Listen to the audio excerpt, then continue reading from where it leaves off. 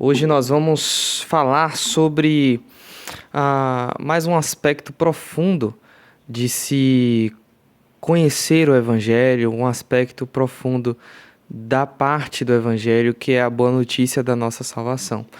E eu queria pensar com você acerca, primeiramente, daquela cena onde nós vemos ali em Jó, no qual nos é dito logo no início do livro que Jó é um homem que teme a Deus, um homem que ele se aparta da aparência do mal, ele é um intercessor, enfim, é um homem íntegro e reto. E é muito interessante como quando você chega no versículo 6, ainda do capítulo 1, diz o seguinte: no dia que os filhos de Deus foram se apresentar diante do Senhor, veio Satanás também entre eles. Então o Senhor perguntou: de onde você vem? Satanás disse que vem de rodear a terra, e Deus diz a ele: você reparou no meu servo Jó? Não há ninguém como ele na terra.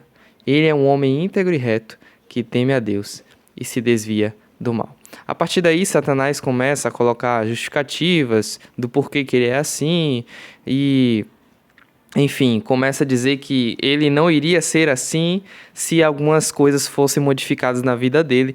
E Deus disse: então vá lá, faça aí tudo o que você quiser. E nós vemos claramente nessa cena como Deus ele é glorificado também no ambiente celeste, nas regiões celestiais, no mundo espiritual, pela sua criação, né? Pela sua criação, pelo seu plano eterno.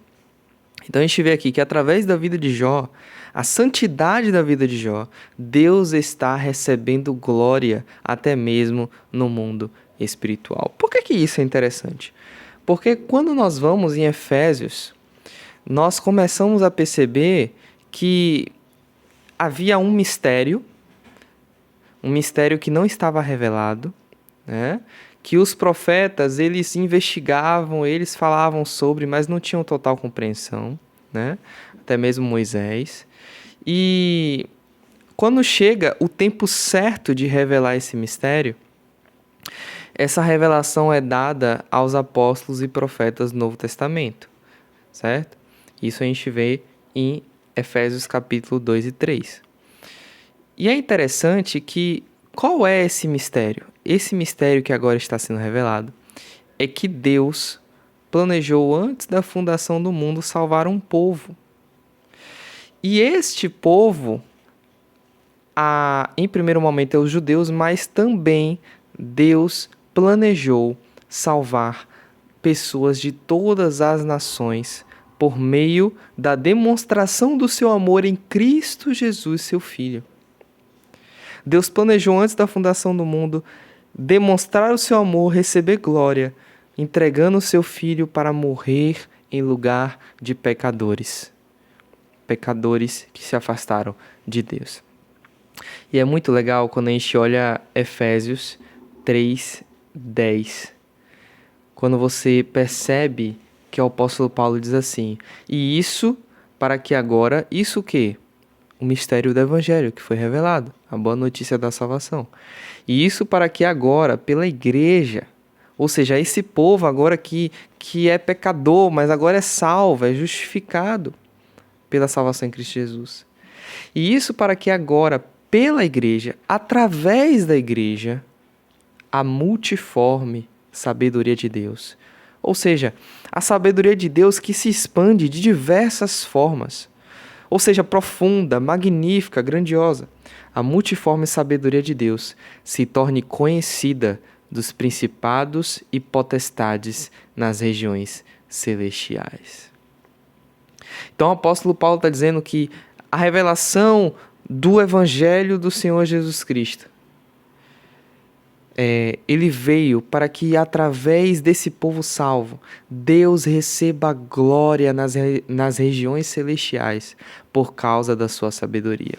E ele fala que se torne conhecida dos principados e potestades. Quando nós olhamos no sentido original dessas duas palavras, nós percebemos que todas as vezes que elas são usadas na Bíblia,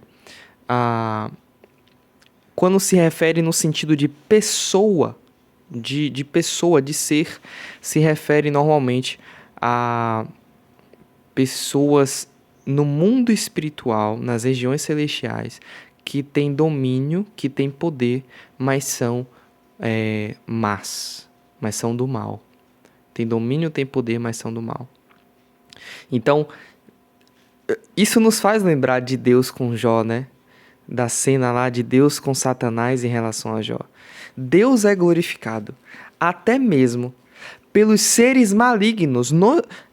Pelos seres malignos, ele exibe a sua glória diante até mesmo dos seres malignos nas regiões celestiais, por causa da sua insondável e magnífica sabedoria de demonstrar o seu maravilhoso amor através do sacrifício de Cristo Jesus.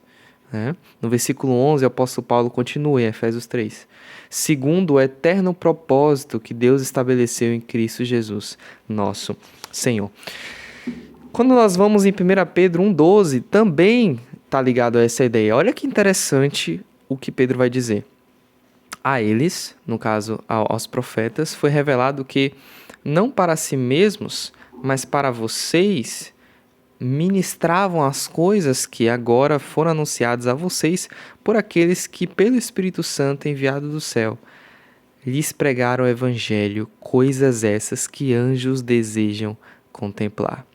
O que o apóstolo Pedro está dizendo aqui, é que os apóstolos, eles já davam dicas desse mistério que ia acontecer, que é o Evangelho, e que esse Evangelho, essa boa notícia de que Jesus morreu por nós, anunciado a cada um de nós hoje, por pessoas usadas pelo Espírito Santo, que nos pregam o Evangelho. Este Evangelho em nós, pecadores, planejado antes da fundação do mundo, são coisas que anjos desejam contemplar. Olha que coisa fantástica. Anjos desejam contemplar. É como se os anjos ficassem maravilhados, admirados, espantados com a profundeza, com a magnificência da sabedoria de Deus, do plano eterno de Deus. Os anjos olham para a igreja, os seres malignos olham para a igreja, os demônios, Satanás, principados e potestades, eles olham para a igreja e dizem: que coisa maravilhosa Deus planejou e fez antes da fundação do mundo para eu e você que estamos hoje em Cristo Jesus. E é interessante que quando o apóstolo Paulo está falando dessa salvação que Deus planejou, tanto para os judeus como para os gentios, em Romanos 9, 10 e 11, o apóstolo Paulo, no meio do seu ensinamento, ele irrompe como se mudasse de tom de repente e ele começa, no meio do ensino, a louvar a Deus. Ó profundidade da riqueza, tanto da sabedoria como do conhecimento de Deus. Quão inexplicáveis são os seus juízos e quão insondáveis são os seus caminhos. Quem conheceu a mente do Senhor? Quem foi o seu conselheiro? Quem primeiro deu alguma coisa a Deus para que lhe fosse restituído? Porque dele, por meio dele e para ele são todas as coisas. A ele seja a glória para sempre. Amém. Bom, essa deixa de Paulo agora já nos leva, acho que, para o que a gente deve orar e o que a gente deve praticar em nossas vidas. Eu acredito que diante de tudo isso, diante de Deus ser glorificado, tanto acima nos céus, como nos céus, na terra, em todos os lugares, no mundo físico, espiritual, Deus ser glorificado pelo seu plano, pela sua criação, pela sua sabedoria, né? Sendo o fim da nossa vida glorificar a Deus. Eu acho que nós devemos orar e praticar o fato de que Deus nos ajude a glorificá-lo no céu, na terra, em todo lugar, com o nosso jeito de viver, com as nossas ações, com a nossa vida, com a nossa mente, com tudo que somos, tudo que temos. A Ele seja a glória para sempre. Amém. Se você gostou desse vídeo, deixa um curtir, compartilhe e se inscreve no canal. E Deus te abençoe.